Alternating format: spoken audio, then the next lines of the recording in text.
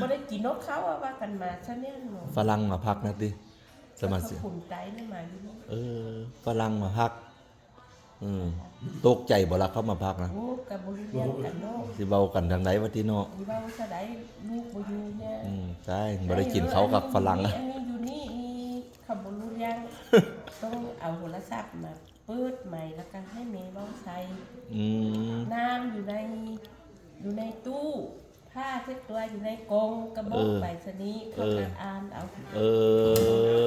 ป้าทันสมัยจริงทันสมัยเขาก็เว้าภาษาไทยแล้วก็แปลงเป็นภาษาอังกฤษให้เขาอ่านเอาแม่เขาก็เว้าไปอันเว้าภาษาไทยเขาเนี่ยแล้วก็เขาก็โอเค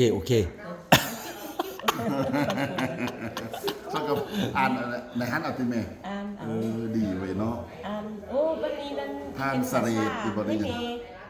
เว้าให้เข้าคนมาฮั่นภาษาเมนั่นเว้าบ่รู้เรื่องมีก็ได้ว่า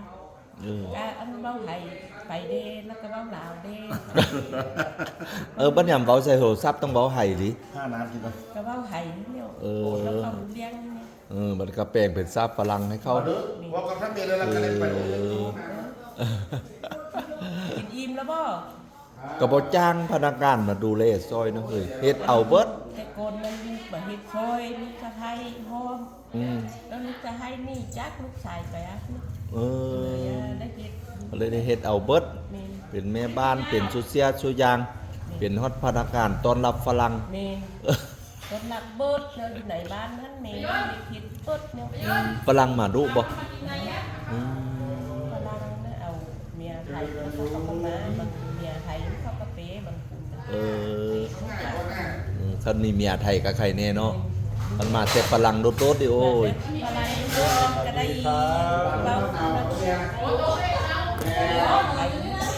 เอามื้อคืนนี้มันก็แล้วดึกนี่มากินแม่กินเขากินเขาเด้อกินเขานำกันเด้อพี่น้องกองปลายซื้อว่ารีสอร์ทยังก็เจ้านะแม่